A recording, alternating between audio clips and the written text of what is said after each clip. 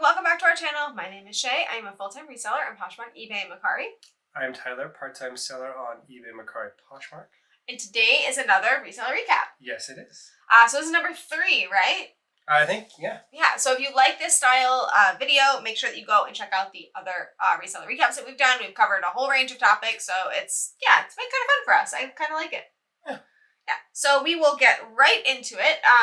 Again, we're missing the shirts, so if you guys enjoy that, if you guys miss the shirts and you want him to continue to do that, leave that in the comments below, and I will make sure that I source him a shirt the next time I go thrifting, which should be in 2 days. So do that. Okay, so the first thing we have on here is goals update. So we've been kind of updating you guys as we go. As I had said before, my goal is to make 150 per day. And we were kind of struggling last time we talked with you guys. You updated it, and you are ahead by far. Yeah, so you want to tell them the big news? So, big news. She had probably one of her best days ever, if not the best day ever. Followed up by another few strong days after that. Yeah. She made $420. Yeah, so if you guys follow my Instagram, you saw the package photo. It was a Tuesday, I think, right? Probably. Pretty sure it was a Tuesday. So I do have a process of giving out sales on certain days of the week and all that kind of stuff. And Tuesday is a sales day for me. So that part made sense, but it all just kind of came together at once. So that was really exciting. So I should be able to up my goal pretty soon, but kind of scared about it. So we'll keep you posted. Hold her accountable and make her go up to 200, please. Yeah, leave that in the comments below. If you think I should do it, let me know. Okay, so Flyp. Yes, we do have an update on Flyp and more drama. More drama. So we found out from one of our reselling friends, Galaxy Finds. Yeah. We're going to link her YouTube. I will pop her channel on the screen right now so you guys can see it. And yeah, I will also link her down below. Yes, so we found out that she had the same experience with, surprise, surprise, the same pro seller. So this person is clearly making a pattern of it. We did give them a 1-star review. We were way nicer than I would have been. We were way nicer. She was way nicer than I would have been. Yeah, I also did reach out to Flyp and let them know that this was a pattern of behavior. If I can find it, I will pop up the email for you. But basically what they told me is that I am welcome to send them screenshots of any proof that I have that this is a pattern of behavior, but they cannot tell me what happens for privacy reasons to the seller, but that they take the stuff seriously. So I'm hopeful that the seller does get some kind of... She has to stop. She has to be stopped before she hurts someone else. Yeah, well, I think this is a good platform if the kinks are worked out. I just don't know the best way that it would work, just because there's too many. 10 out of 10 recommend the Flyp Protection Program. It's by far and away better than anything we've used in a while. Yes. So anyways, that is the update on the drama. So I did do a poll of you guys for the Flyp app to see what you guys' experience has been, because I do want to be transparent about the fact that our experience might not be yours, and 67% of you guys said it was a good experience. So don't let our review deter you from giving the app a try. As we said before, the protection program is amazing and other people are having a great experience. So I mean, I think we should try it again. Just, it can't be worse, right? Like, it can't. Please, it can't. I don't know. We'll see. Well, to be continued. Okay, so we mentioned in the last reseller recap that we were going to talk about the Myshoppers tool. We did talk about the Closet Insights in the last one, but we hadn't tried Myshoppers that much. So I have tried it. It is basically what you're able to do is send bulk messages in a bundle to past buyers, likers, and there's one more thing, I believe. I don't remember. Oh, bundlers. And it's helpful, right? So I saw people using it for closet clear out. It doesn't work for me for closet clear out because I like to only reach out to people that liked in that week. And it doesn't actually give you that information. It doesn't give you the date of when they liked the item. It just tells you when the most recent like was. So if they had any other information that happened since that time, they liked more than one item, whatever, you don't know. It also doesn't tell you when the last time you sent a comment was. It tells you if you use the shopper tool to send one, but it doesn't tell you when the last time was. So that part's a little bit... It's a good start. It's a step in the right direction, just like the insights, really. Yeah. It's a lot is left to be desired, and they're going to have to work on that and streamline things after a few pieces of feedback that they get, I'm sure. You did make a sale from it, though. Yes, I did make a sale from it. So I do like this tool. There's just a few things that I would not be able to use for my business, but I do like the tool. I went through and sent a message to past buyers and told them I was going to give 30% off to past buyers. I just did 50 people and just sent it out. And I did actually get a sale from it. I also got a few bundles from those past buyers as well that maybe they'll purchase in the fuure. So I think we made like $80 out of that sale. So yeah, you had a $100 bundle sale. One person put together a bundle for like $800. But yeah, and actually commented that they were serious about it. They just needed to decide if it was worth it, and they needed to check comps. I'm like, okay.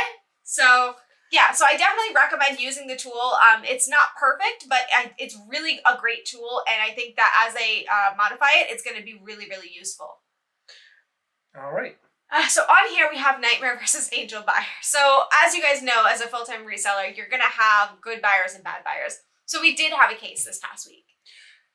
Yeah, she was completely rude, for lack of a better word. Yeah. So she was fine, except for the fact that she was trying to blame me for the fact that an item didn't fit. And as you guys know, Poshmark does not allow returns for fit. This item was a one size item, and I had marked it as a small because, of course, one size will not show up in searches.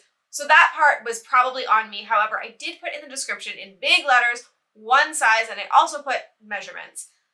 The person came back and said that my measurements were incorrect, and they showed a picture of the measurements, which we can try to show the photo, but they didn't measure it correctly. Yeah, they measured a full inch off. The end of the measuring tape was sticking out by about an inch off the item. And of course it's not going to match because that's not how you measure, because just obviously. Yeah. So we did respond. I am terrible at responding to cases. I need a class, basically. I was too nice. I basically said, you know, this is why your measurements don't match, because you need to line it up and whatever.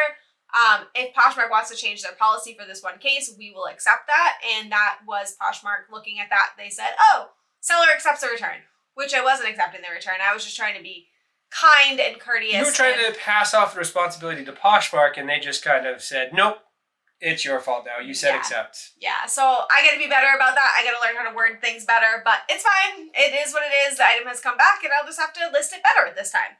But we did have a really great buyer, too. Yeah, and this is totally on you. Oh, my gosh. I know. That's like the week of mistakes. But, you know, that keeping it real. She does try. Bless her heart. So, we lost an item. And by loss, I mean we sold this item back in February. Now, how I didn't figure that out, I don't know. When you cross-list, you guys must know that this happens from time to time. And usually we catch it.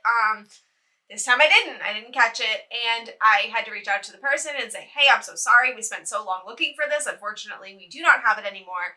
And they were just the kindest person ever. They were just like, you know, don't worry about it at all, we are all in this together, it happens. Like, she was just like an angel.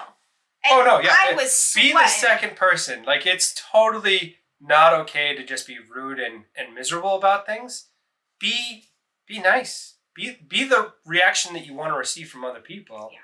And life is better. Speaking from a customer service background, the nicer you are, the more you get. Like, that's... Yeah.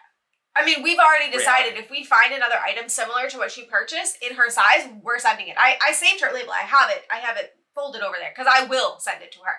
And if you guys are having like a week of mistakes, remember that you're not alone. Let this video remind you that we all do it, even the ones that might seem like on social media they got it together.